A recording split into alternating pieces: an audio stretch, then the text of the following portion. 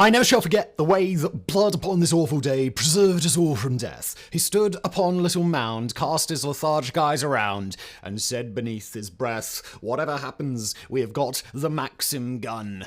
And they have not. That passage from Hilaire Belloc's 1898 poem, The Modern Traveller, infamously captures the awesome destruction wrought by one of modern warfare's key inventions, the machine gun. Putting the firepower of dozens of soldiers into the hands of just one, this weapon allowed the Western colonial powers to conquer half of the known world, ground the First World War into a bloody stalemate, help the Nazis blitzkrieg their way across Europe, and remains a vital part of every army's arsenal to this very day. Yet, despite its outsized impact on combat, the modern machine gun is less than a century and a half old. So why did it take so long for this weapon to be developed, and who was responsible for the vital breakthrough? Well, lock and load as we delve into the fascinating history of the machine gun. Just before we get back to Simon diving into who invented the ultimate delete me device and the machine gun, ever Googled yourself and been shocked by all the hair that suddenly appears on your palms, subsequent blindness, and how much of your personal info is out there? Your name, address, phone number, just floating around, up for grabs with countless companies collecting and selling it willy-nilly and possibly resulting in identity theft, phone calls, human sacrifice, dogs and cats living together. Mass hysteria! But fear not, because the sponsor of today's video, Delete Me, has your back machine gunning records of your personal data online. More precisely, Delete Me is a hands-free subscription service I've personally been using for about a year now that helps remove one's personal information that's being bandied about and sold online. Sign up is quick and easy, and from there, their system and team of privacy experts scour the web looking for anywhere your personal info is available from hundreds of data broker sites. Once they've done that, they then give you a report showing exactly where your data has been found and removed. From there, they continuously monitor various outlets and repeat removal as needed to make sure your data isn't ever getting repopulated. Beyond all this, they also have privacy advisors at your disposal if you need to make any custom requests or have any concerns about anything you see in your report, with your first report coming 7 days after you sign up. If you similarly value your privacy and you'd like some help protecting your personal data, head over to joindeleteme.com/TIFO and use the promo code TIFO to get 20% off all US consumer plans with our exclusive promo code. Thank you to Delete Me for sponsoring this video and supporting our work here as well. Now back to Simon looking at the true origins of the machine gun. Automatic fire has long been a part of warfare, with volleys of arrows fired by masses of archers playing a key role in battles from antiquity to the late Middle Ages. Placing such firepower in the hands of a single soldier, however, was another matter entirely. In the late 15th century, Italian Renaissance man extraordinaire Leonardo da Vinci sketched a number of ingenious engines of war in his notebooks, including an arrow-firing machine gun comprising no fewer than 16 crossbows mounted on a rotating wheel. One version of this device was driven by a man-powered treadmill, which automatically cocked the bowstrings as it rotated. Yet another sketch depicts a spring-powered catapult with multiple arms for throwing stones in rapid succession. In Leonardo's day, cannons were just starting to appear on the battlefield, but they were slow and tedious to reload, so naturally, Leonardo also designed artillery pieces featuring multiple barrels to increase their firepower. As with most of Leonardo's inventions, however, there is no evidence that any of these weapons were ever actually built. The weapon commonly cited as being the world's first true machine gun is the Puckle gun, patented in 1718 by London lawyer James Puckle. However, strictly speaking, this is not quite accurate, since a machine gun is typically defined as a weapon which can fire multiple shots in quick succession by turning a crank, or by the modern definition, by pulling a trigger. Rather, Puckle's gun is more accurately described as a rapid-firing revolver cannon, more akin to a modern revolver. That said, it was amongst the first, if not the first gun to ever be called a machine gun, when in 1722 on a shipping manifest it was noted that the ship had on board 2 machine guns of Puckle's. Curiously modern looking in its design, the Puckle gun boasted a 3-foot-long barrel and was designed to sit atop a tripod. It could also swivel and be aimed in any direction extremely rapidly, with little effort to the operator due to how balanced it was. Once the prototype was completed in 1717, Puckle approached the British Navy, who at the time were having a lot of trouble with the Ottoman pirates. You see, the large broadside cannons their ships were equipped with were a poor weapon of choice to use against tiny, fast-moving vessels that could quite literally run circles around the bigger craft. Puckle felt that his gun was perfect for this use case. Ships could quite easily have several of the Puckle guns mounted all around the perimeter of the deck and fire at the approaching pirates with incredible speed for the age. Intrigued, officials from the English Board of Ordnance were sent to observe a demonstration of the gun in 1717 in Woolwich. Unfortunately for Puckle, while they were reportedly impressed with the speed at which it could launch projectiles of death and how quickly it could be reloaded, they decided to pass. Their objections to it were primarily that it featured an unreliable flintlock system and it was too complex to be easily manufactured, including requiring many custom-made components that gunsmiths at the time didn't have, all combined making it difficult to mass produce. On top of that, it didn't exactly lend itself to a variety of tactical situations due to its size. Unperturbed at the initial rejection, Puckle continued to refine the design, patenting a better version of the gun a year later in 1718. Said patent, number 418, describes the gun as being primarily for defensive purposes and notes that it is ideal for defending bridges, breaches, lines and passes, ships, boats, houses and other places from those pesky foreigners. A natural salesman, Puckle went as far as putting advertising of sorts right in his patent, with the second line of the patent reading, "Defending King George, your country and laws, is defending yourselves and Protestant cause." This is an idea Puckle would double down on by including engravings on the gun itself featuring things like King George, imagery of Britain, and random Bible verses. To doubly sell potential investors on the value of the gun as a stalwart defender of Christian ideology, Puckle's patent also describes how the gun could, in a pinch, fire square bullets. And you might be wondering, well, Simon, what on earth does that have to do with religion? Well, Puckle thought that square bullets would cause significantly more damage to the human body, and believed that if they were shot at Muslim Turks, who the British were fighting at the time, it would, quote, to the patent, convince them of the benefits of Christian civilization. Makes perfect sense. The gun could fire regular round projectiles too, which Puckle earmarked as being for use against Christians only. On top of that, it also fired grenados, shot essentially comprising of many tiny bullets for when you really wanted to ruin someone's day. Puckle began selling shares of his company to the public in 1720 for about £8 apiece, or about £1,100 or $1,600 today, to finance construction of more Puckle guns, one of which was demonstrated to the public on March the 31st, 1722. During said demonstration, as described in the London Journal, quote, "One man discharged it 63 times in 7 minutes, though all while raining, and it throws off either 1 large or 16 musket balls at every discharge with great force." Now, despite the impressive and reliable display, the British military on the whole was still uninterested in this newfangled technology. That said, there was at least one order placed by Master General of Ordnance for Britain, Duke John Montagu, for 2 of the guns to bring along in an attempt to capture St. Vincent and St. Lucia in the Caribbean. Whether these ever ended up being used or not, it's not clear. Summing up Puckle's failed invention and company, one sarcastic reporter for the London Journal quipped that the gun had only wounded those who have shares therein.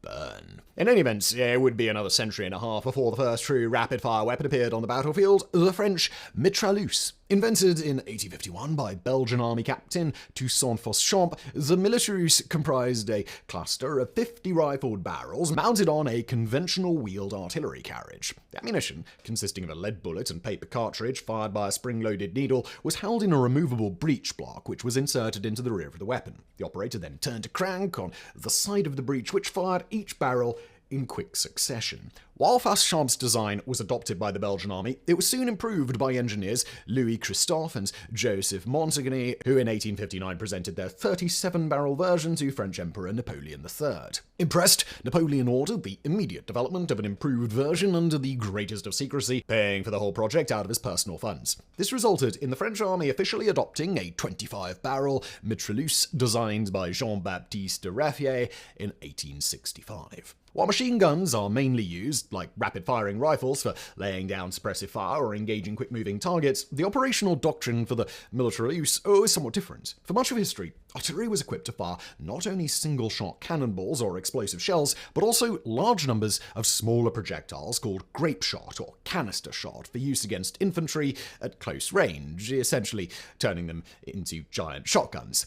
Lovely. In French, this type of ammunition is known as mitraille, hence the name mitrailleuse. However, in 1858, the French army adopted a Bülow 4-pounder rifled field gun, which, while considerably more accurate and long-range than the earlier artillery, was not well suited to firing anti-personnel rounds. Consequently, as Refe pointed out, quote, in combat are found many circumstances where infantry, finding itself within range of artillery, the latter cannot resist the rapid fire of the rifle, and if the infantry, not letting itself be intimidated by the detonations of the pieces and the bursting of the shells, marched resolutely towards batteries themselves undefended by infantry, it would soon reduce them to silence by eliminating their crews. Since the War of Secession in America, one has sought to build a weapon which could imitate the rapidity of fire of the rifle while surpassing it in range, reliably striking infantry and cavalry at distances where canister loses its effectiveness. The bullet cannon has thus been developed to go into action between 900 and 2500 meters with more accuracy than the old grape shot, which seems almost to have fallen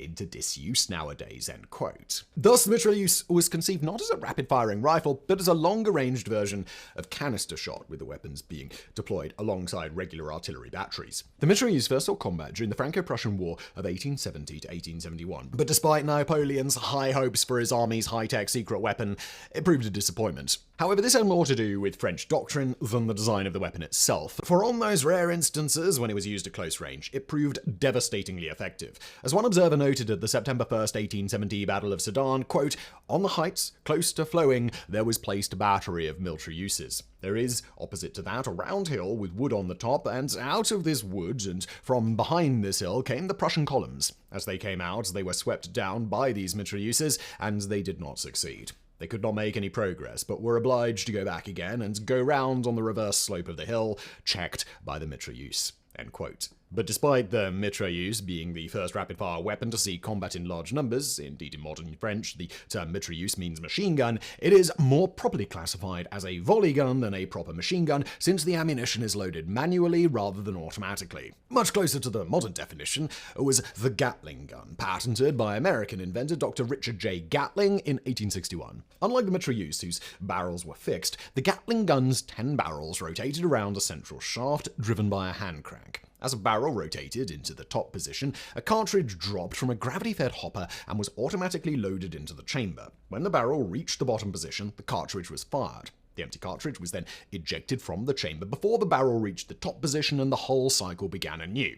The use of multiple barrels allowed each one to cool off between firings, preventing the weapon from overheating and allowing it to sustain continuous fire at a rate of up to 200 rounds per minute. Gatling's inspiration for creating his gun was surprisingly humanitarian. As a physician, Gatling knew that the vast majority of casualties in war were not caused by bullets or shells, but by disease. Thus, as he later wrote to a friend in 1877, it occurred to me that if I could invent a machine, a gun, which could, by rapidity of fire, enable one man to do as much battle duty as 100, that it would, to a great extent, supersede the necessity of large armies, and consequently exposure to battle and disease be greatly diminished. But, like all weapons intended to be so powerful they would end war, the Gatling gun only succeeded in increasing the bloodiness of war. While the Union Army refused to adopt the weapon during the Civil War on the grounds of complexity and cost, Gatling guns did see use at the Siege of Petersburg, Virginia, in the spring of 1865. Based on its brutal effectiveness in that battle, the Army finally adopted the Gatling gun the following year. Other nations soon followed, including the British Empire, Argentina, Peru, Siam, and Korea. But while the Gatling gun was originally intended for use by and against modern industrialized armies, it was most effectively employed against poorly armed opponents in colonial wars. For example, the British Empire used Gatling guns to devastating effect against the Zulu in South Africa and the Mahdists in Sudan, while back in the United States, the weapon was widely deployed against Native Americans and striking workers. Several other hand-cranked machine guns were developed during this period, including the single-barreled Agar, or coffee mill gun, introduced in 1861 and used in limited numbers during the Civil War, mainly to guard bridges, narrow passes, and other strategic targets. There was also the Gardner gun and the multi-barreled Nordenfeldt gun, both used in small numbers by the British Army and Royal Navy. But while such manually operated firearms were eventually superseded by more advanced self-loading types, the Gatling gun mechanism lives on in modern aircraft-mounted rotary-barreled cannons like the M61 Vulcan and the GAU-8 Avenger, which are driven by electric motors. And in 1963, General Electric miniaturized the mechanism to chamber the 7.62 by 51mm NATO cartridge, creating the infamous M134 minigun, immortalized in such films as Predator and Terminator 2. Thanks to their electric drives and the self-cooling properties of the multi-barrel design and the high speed, these weapons are able to reach blistering rates of fire of up to 6,000 rounds per minute. But while closer to the modern definition of a machine gun, the Gatling, Agar, Gardner, Nordenfelt, and their ilk still lacked one critical feature: self-loading, the ability to use the leftover energy from a fired cartridge to cycle the action automatically. While many inventors throughout the 19th century attempted to develop such a weapon, they were all stymied by the same technical limitation: gunpowder. Virtually unchanged since its invention in China in the 9th century, black gunpowder created large amounts of residue that fouled the mechanism quickly. This made it impossible to sustain fire. In 1886, however, the French army introduced an innovation that would change the face of warfare: poudre bert, or smokeless powder, which burned hotter, faster, and cleaner than traditional gunpowder. And as luck would have it, just 2 years earlier, an American inventor had patented the perfect weapon to use this new powder. Born in 1840 in Sangerville, Maine, Sir Hiram Stevens Maxim was a prolific inventor, his various creations including a bronchitis inhaler, the first automatic fire sprinkler system, an early version of the light bulb, and an amusement park ride called the Captive Flying Machine, which is actually still used to this day. He was also one of the many inventors competing with the Wright brothers to build the first powered, heavier-than-air flying machine. But Maxim's greatest claim to fame would come as a result of a chance encounter in 1882. As he later recounted to the Times of London, quoting, "I was in Vienna, where I met an American whom I had known in the States. He said, 'Hang your chemistry and electricity. If you want to make a pile of money, invent something that will enable these Europeans to cut each other's throats with greater facility.'" Over the next 4 years, Maxim toiled in his London workshop to perfect such a weapon, which he inevitably dubbed the Maxim gun. Unlike its predecessors, the Maxim gun was recoil-operated, using the recoil impulse generated by each cartridge firing to push back the sliding barrel and cycle the weapon's action, no hand cranking or other external power source required. The weapon was fed from a long cloth belt of ammunition, while its barrel was wrapped in a metal jacket full of cooling water, allowing it to sustain firing rates as high as 600 rounds per minute for long periods of time. When first introduced, the Maxim gun was designed to use then-standard black powder cartridges. However, it was soon adapted for the newly invented smokeless powder. In 1886, with funding from the Vickers engineering firm, Maxim founded the Maxim Gun Company to produce and sell his invention. Though it was more reliable and could deliver greater firepower than any other weapon on the market, the real genius of Maxim's design lay in its adaptability. By swapping out just a handful of parts, the weapon could be made to shoot just about any cartridge. This made the gun an immediate international bestseller, with over 30 countries ordering Maxim guns in dozens of different calibers. Like the Gatling gun before it, the Maxim soon became closely associated with colonial conquest, especially during the late 19th century scramble for Africa. For example, during the 1893 to 1894 Matabele War, which is in now Zimbabwe, British Maxim guns succeeded in holding off a force of 5,000 Ndebele warriors, killing some 1,600. Indeed, the battle was so lopsided that some surviving warriors committed suicide by throwing themselves onto their spears. Like Richard Gatling 20 years before, many believed that the Maxim gun would make war between civilized nations unthinkable, bringing about a new era of peace. As the New York Times argued in 1897, these are the instruments that have revolutionized the methods of warfare, and because of their devastating effects, have made nations and rals give greater thought to the outcome of war before entering. They are peace-producing and peace-retaining terrors. And that worked out brilliantly, but of course, they were proven tragically wrong just 17 years later with the outbreak of the First World War, a conflict synonymous with the Maxim gun and, well, industrialized slaughter.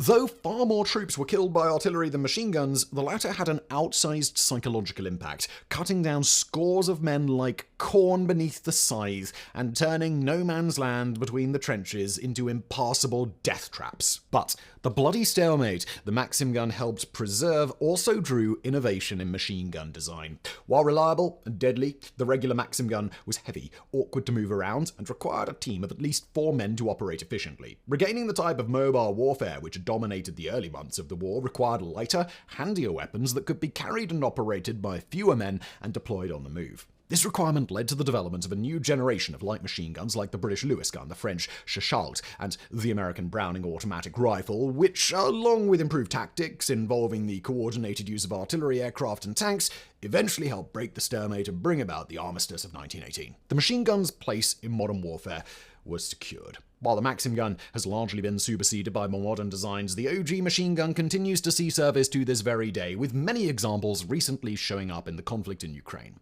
But what did Sir Hiram Maxim think of his most famous creation's deadly legacy? While outwardly pleased by his success, Maxim at least seemed aware of the disturbing hypocrisy of the world around him. Shortly before the outbreak of the First World War, Maxim, a lifelong bronchitis sufferer, invented a new type of medical inhaler which dispensed soothing pine vapor. The invention drew scorn from his fellow inventors, who accused him of prostituting his talents on quack science. To this accusation, Maxim responded, "This is indeed a very curious world. I was the first man in the world to make an automatic gun. It is astonishing to note how quickly this invention put me on the very pinnacle of fame. Had it been anything else but a killing machine, very little would have been said of it. From the foregoing, it will be seen that it is a very credible thing to invent a killing machine and nothing less than a disgrace to invent an apparatus to prevent human suffering." Just before you go, just wanted to say thanks for watching the video all the way through. It's hugely helpful to us with the algorithm gods. And also, as noted earlier, if you want your data removed from the internet, go to joindeleteme.com/TIFO and use the promo code TIFO at checkout to get 20% off Delete Me US consumer plans. Thanks again for watching, and I hope you have a great day. Thank you for watching.